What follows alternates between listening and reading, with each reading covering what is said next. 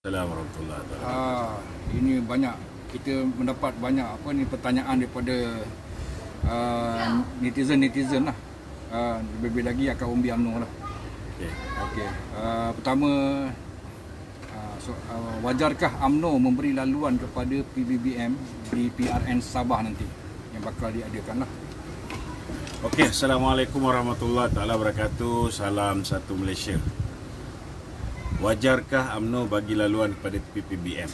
Saya nak beritahu pada pilihan raya umum yang ke-14, UMNO telah memenangi pilihan raya umum, bukan UMNO, Barisan Nasional telah memenangi pilihan raya umum yang ke-14 untuk negeri Sabah.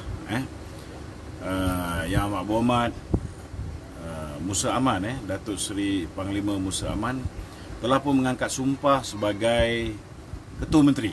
Ketua Menteri. Malangnya ada beberapa orang kita, kawan-kawan kita juga, Jamawi Jaafar dan beberapa orang lain, telah melompat menyertai Datuk Seri Syafiq Apdal, menyebabkan Datuk Seri Syafiq Apdal mempunyai majoriti untuk membentuk kerajaan baru. Jadi kena ingat bahawa yang menang di Sabah ialah Barisan Nasional, bukan Bersatu, bukan juga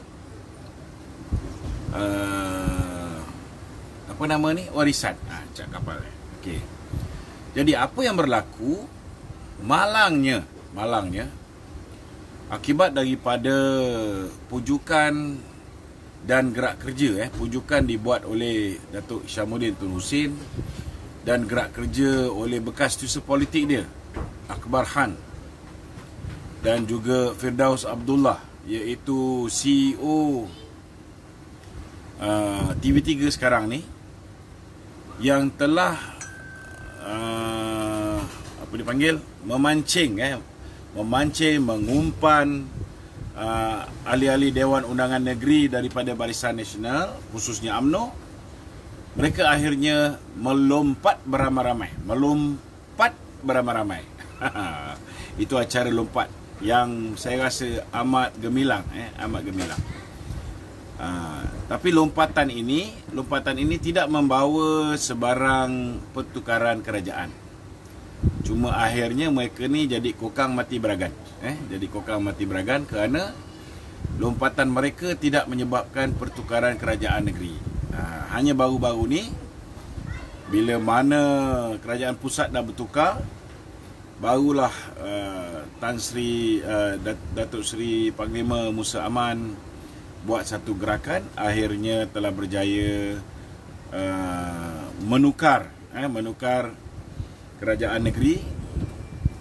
Dan sementara menunggu tarikh mengangkat sumpah Yang Amat Berhormat Datuk Seri Panglima Musa Aman, tiba-tiba Syafiq Apdal telah mengumumkan Dewan Undangan Negeri dibubarkan. Sehingga sekarang ni saya rasa belum ada secara rasmi, speaker tak ada sebut belum ada pengumuman secara rasmi oleh TYT yang mengatakan bahawa pilihan raya negeri akan diadakan.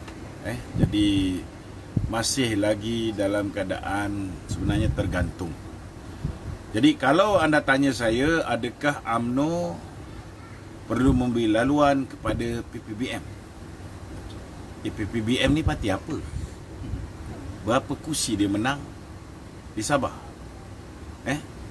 Saya nak beritahu yang menjadi adun PPBM hari ini di Sabah semua daripada UMNO. Semua daripada UMNO. Hanya seorang je ahli Dewan Undangan Negeri UMNO yang tak melompat. Jadi inilah masa terbaik untuk kita berikan sokongan padu kepada Datuk Seri Panglima Bung Mokhtar Radin, supaya Barisan Nasional bertanding di 72 kerusi semua sekali. Satu pun kita tak perlu bagi kepada PPBM. Kalau misalnya dah tak ada calon sangat sekalipun, dah terdesak sangat, saya rasa orang Sabah tidak ada masalah langsung Tidak ada masalah untuk mencari calon pilihan raya. We have no problem at all. Tapi kalau dah terdesak sangat pun, pastikan orang yang kita nak terima ni, mereka ini menandatangani perjanjian supaya tidak menjadi lompat si kata lompat sekali lagi. Kena ada perjanjian. Lompat saja 100 juta, habis cerita. Kalau 10 juta dia orang ni boleh lompat lagi. Sebab dia boleh cari duit, dia boleh cari duit. Orang yang nak membayar ni pun bukan kecil anak, 22 tahun merompak kan. Dia mampu untuk membayar. Jadi bagi saya menyokong penuh pendirian Datuk Seri Panglima Ketua Perhubungan UMNO Negeri Sabah dan juga pengurusi Barisan Nasional Sabah, Bung Mukhtar, supaya Barisan Nasional meletakkan calon di semua kerusi. PPBM ni dia nak bertanding tak ada masalah. Tak ada orang boleh larang PPBM bertanding. Bertandinglah. Lagipun Muhyiddin kata gunakan pengaruh dia. Jadi kita tengok di Sabah. Tak payah cerita Semenanjung. Di Sabah saya cabar Muhyiddin letak calon bertanding atas tiket bersatu. Lawan dengan calon daripada Barisan Nasional. Kita tengok pengaruh abah engkau kuat ke, pengaruh bos aku kuat. Begitulah ceritanya. So Datuk, okey, sekiranya lah PBBM andai katalah dibenarkan juga, maksudnya diberi peluang juga untuk untuk bertanding di kursi-kursi di sana. So apakah implikasinya daripada orang kata kesan daripada ataupun orang kata dia punya dia senang saja. Kalau UMNO mengambil keputusan untuk menjual maruah dia, menggadaikan kursi milik Barisan Nasional, maka saya menyeru kepada rakyat Sabah yang berkemampuan, yang mahu menjadi calon bebas, hubungi saya di talian 012-332-0000. Kita akan letak calon di semua kerusi yang mana PPBM bertanding. Kalau BN tak nak bertanding di situ, kita akan letak calon. Kalau Zahid ni takut sangat dengan Muhyiddin ni, kita letak calon. Kita letak calon. Jangan pening kepala. Ini small matter je. Okey, Tok. Dengan cerita untuk PRN Sabah ni kemungkinan akan dilantik seorang pengurusi SPR baru lah. Betul ke, Tok? Pengurusi SPR baru ada desas-desus. Walaupun saya tengok beberapa pihak telah pun membuat kenyataan mengatakan Ambiga akan dilantik menjadi pengurusi SPR yang baru. Saya tak terkejut sebab saya yakin bahawa kerajaan hari ini ialah kerajaan yang masih ditunjangi oleh Pakatan Harapan. Walaupun kita ada Perdana Menteri yang namanya Muhyiddin Yassin, partinya kononnya telah menyertai gabungan MP-MP daripada Perikatan Nasional, tetapi hakikat dan realitinya bos dia masih lagi Mahathir Mohamad. Masih lagi Mahathir Mohamad. Dan kalau misalnya Mahathir kata lantik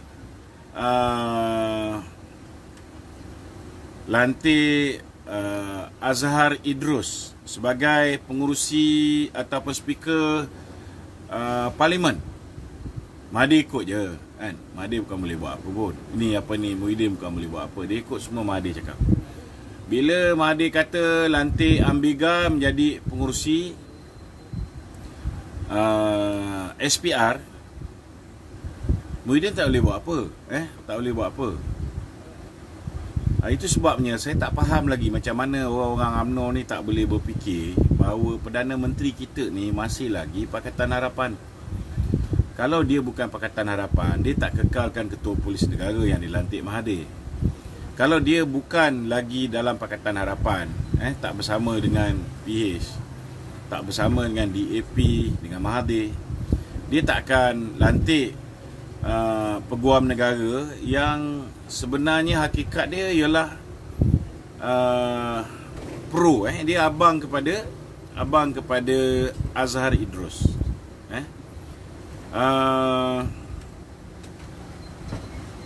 Kena faham kenapa mereka perlu melantik Ambiga. Kalau ni betul, kalau ni betul. Ini saja sudah cukup untuk membuktikan bahawa pilihan raya akan datang, mereka tidak akan bersama dengan UMNO. Mereka sudah bersedia untuk memastikan kemenangan mereka, Pakatan Harapan, dalam pilihan raya umum yang ke-15. Itu sebabnya mereka perlu letak seseorang yang penting untuk duduk di kerusi yang penting. Macam nak menang contohnya perlawanan bola sepak. Nak menang perlawanan bola sepak, dia tahu Bersatu tidak ada kekuatan untuk menang. Dia tahu PH ni orang dah marah, DAP ni orang dah benci.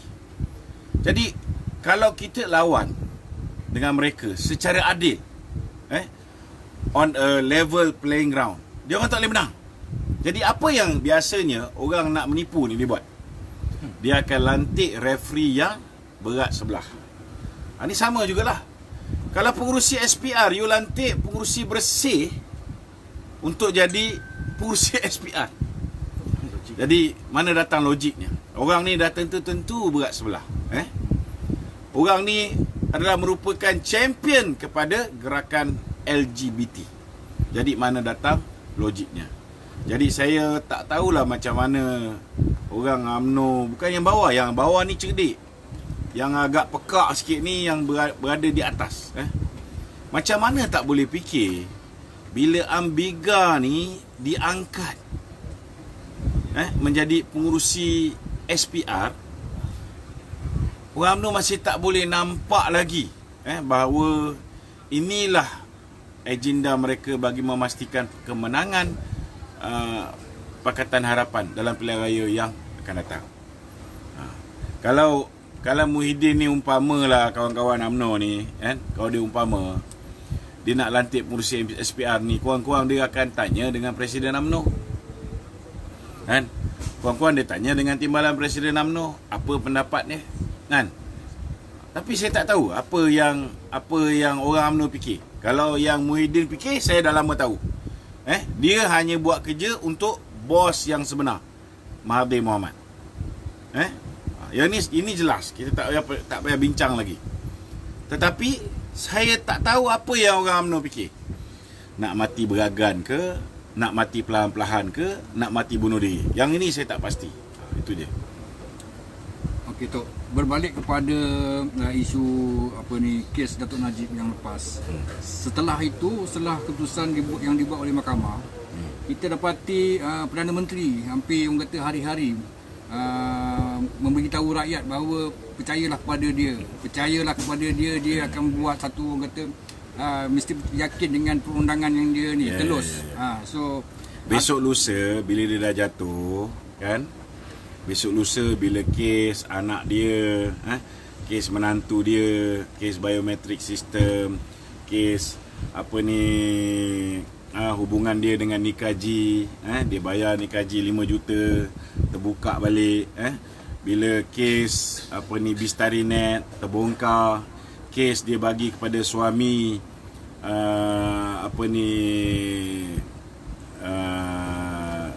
Syarizat Jalil pinjaman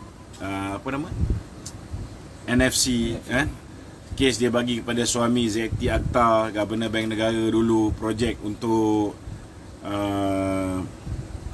treatment ni, treatment air.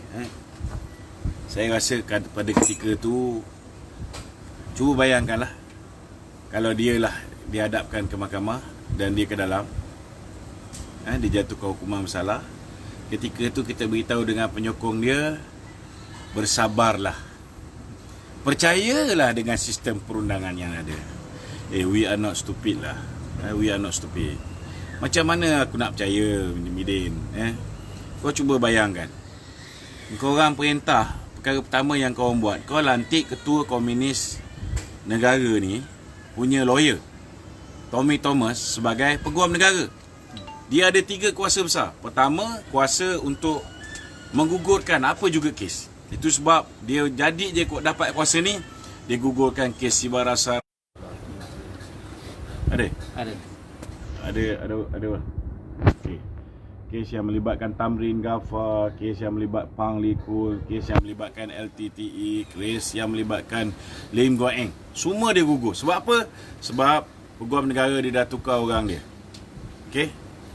Kedua, peguam negara juga ada kuasa untuk mendakwa sesiapa saja yang dia suka.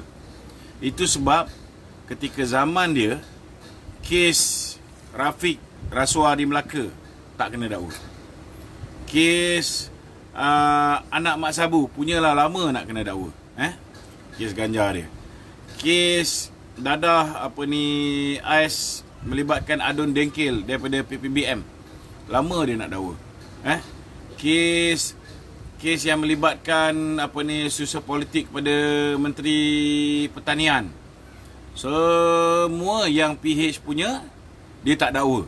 Tapi yang kes yang dah disahkan, contohnya Tan Sri Apani dah sahkan Datuk Seri Najib, bila duit dimasukkan oleh Nabi Faisal dalam akaun dia, dia tak tahu. Benda ni dilakukan oleh Nik Faisal dan ada perancangan. Itu sebabnya tak boleh nak letak kesalahan. Tapi apa berlaku? Mereka dakwa Datuk Najib. Walaupun kes ni sudah diisytiharkan oleh AG sebelumnya, tak ada kes. Kes yang melibatkan Datuk Zahid. Datuk Zahid sudah pun memberitahu bahawa apa yang disumbangkan tu ialah sumbangan kepada Yayasan Akal Budi. Yayasan Akal Budi. Dan orang yang bagi sumbangan tu tak pula kena dakwa. Contohnya macam Pang Likun, dia bagi satu tanah nilai 4.27 juta banglo ni. Bila Lim Guan Eng tukar status tanah daripada tanah pertanian kepada pembangunan, apa jadi? Dia dapat dia dapat rumah banglo ni daripada 4.27 juta dapat below market price 2.8 juta ringgit. Pang Likun kena dakwa.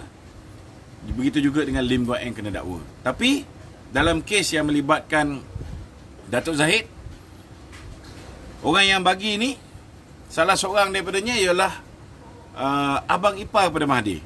Tak kena dakwa. Tapi Datuk Zahid kena dakwa. Kan? Jadi bila kita tanya kenapa double standard? Orang yang bagi rasuah kena, dia tak kena. Orang yang terima kena. Dia cakap apa? Dia kata tak apa, kita dakwa dulu, kita siasat kemudian. Inilah yang kita panggil sebagai law of the jungle. Begitu juga kes yang melibatkan Bung Mokhtar, Tengku Adnan, kes yang melibatkan Ahmad Maslan, kes yang melibatkan Datuk Aziz Rahim, ramai lagi. Jadi inilah kuasa yang disalahgunakan oleh Tommy Thomas, iaitu mendakwa sesiapa saja yang dia suka. Tapi ada satu lagi kuasa yang telah menjahanamkan keadaan, sehingga kan yang di-Pertuan Agong pun akhirnya daripada sepatutnya 1 penggal 5 tahun, 2 tahun yang di-Pertuan Agong dah lari. Kuasa ketiga Tommy Thomas ialah mendakwa mana-mana raja-raja Melayu, termasuk yang di-Pertuan Agong, di bawah Mahkamah Khas. Inilah saudara yang menyebabkan kita punya rule of law bertukar menjadi law of the jungle. Jadi kalau nak tanya saya, adakah saya tak yakin dengan sistem perundangan hari ni? Bahalul lah aku ni kalau aku percaya dengan korang ni. Kau dah tukar ketua peguam negara, kau dah tukar ketua hakim negara, dah letak siapa? Dah letak Tan Sri Richard Malanjut, orang yang telah memutuskan supaya Lina Joy dibenarkan murtad. Itu pun walaupun dah tukar ketua hakim negara, Lim Guan Eng walaupun ada 60 orang saksi, dah dipanggil 25. Lim Guan Eng pun tak meneruskan kes dia. Dia arahkan Tommy Thomas gugurkan kes tersebut. DPP minta supaya dilepaskan saja. Tetapi Hakim Datuk Hadariah daripada Pulau Pinang, dia kata kita lepaskan dan kita bebaskan. Maknanya untuk kes banglo ni kita tak boleh lagi untuk dakwa Lim Guan Eng. Dah tukar kerajaan pun tak boleh dakwa balik. Kenapa? Sebab Hakim Datuk Hadariah telah pun disebabkan menukar ketua hakim negara ni, kesan dia Hakim Datuk Adaria, tuan-tuan, telah membuat keputusan supaya Lim Guan Eng dilepaskan dan dibebaskan. Bagi yang tahu undang-undang, dia fahamlah maksud dia. Bila Mohsin membuat rayuan memohon supaya disemak semula keputusan Hakim Datuk Adaria, apa berlaku? Apa berlaku, tuan-tuan? Hakim Datuk Adaria, walaupun yang patut menyemak kes tersebut ialah Hakim Abdul Karim, Datuk Abdul Karim, pagi tu sepatutnya semak kes ini.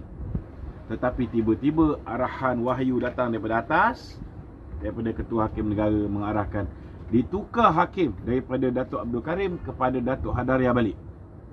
Datuk Hadaria menyemak kehakiman yang dibuat oleh Datuk Hadaria. Jadi saya pun tak tahu, takkanlah ada lembu lagi yang nak percaya dengan sistem macam ni. Minta maaf lah. Tak boleh brain lah, kata orang zaman sekarang ni. Tak boleh brain, tak boleh masuk otak. Macam mana Hakim Datuk Adaria menyemak keputusan yang dia sendiri buat. Benda ni, tuan-tuan, dalam dunia tak pernah berlaku. Hanya di bawah rejim Law of the Jungle, Pakatan Harapan, dan diteruskan oleh Muhyiddin Yassin. Orang lain tak boleh buat. Sama juga kes Datuk Seri Najib. Hakim yang diputuskan untuk menjadi hakim, siapa dia?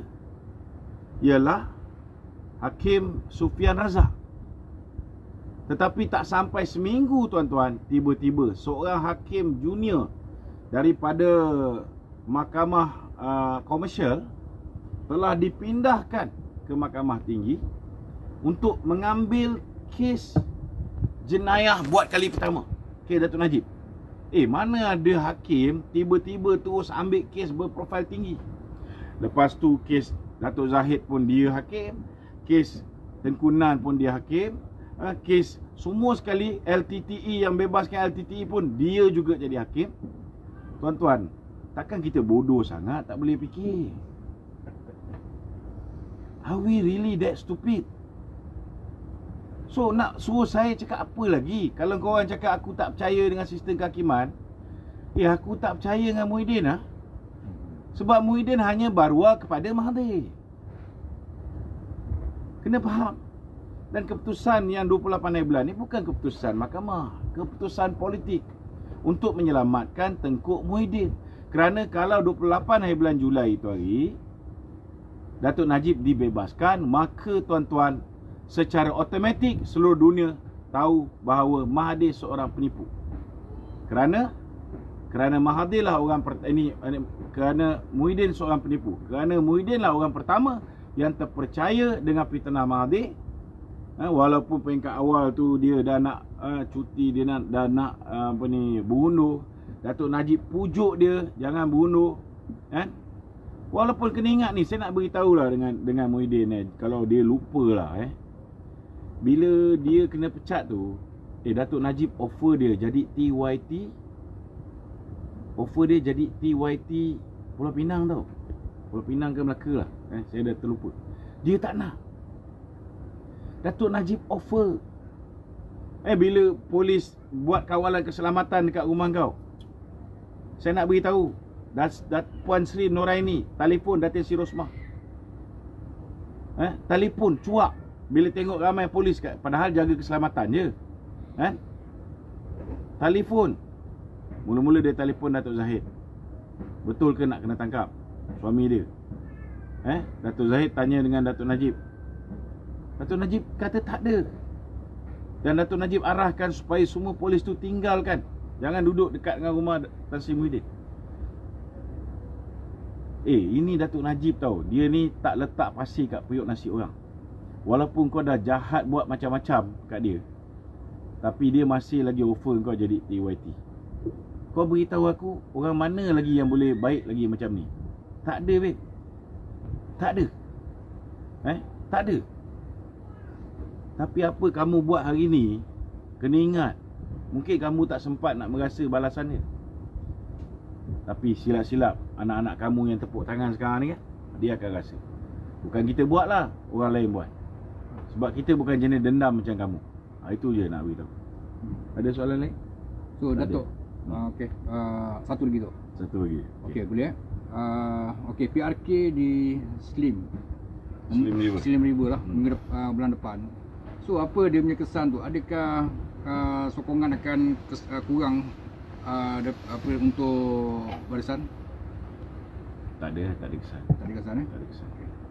Cuma mungkin ramai give up bila tengok pemimpin UMNO ni macam tak ada stand, kan? Orang tak nak Muhyiddin ni.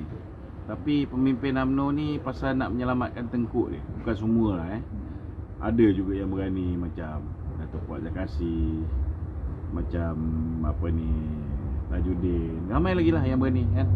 Tapi ada setengah-setengah tu yang penting kursi menteri dia selamat, kan? Ada setengah-setengah tu takut kes dia. Jadi orang macam ni akan menyebabkan UMNO menjadi semakin hari semakin tidak popular, kan? Jadi UMNO kena kembali kepada perjuangan asal dia. Kena pertahankan maruah UMNO tu, kan? Korang tak ambil aku balik pun tak ada hal ni, tak mati, kan? Tapi korang jagalah parti ni, kan? Kalau kau tak jaga, kalau aku smash sekali-sekala, jangan marah. Betul tak? Okey. Okey. Okey. Assalamualaikum warahmatullahi wabarakatuh.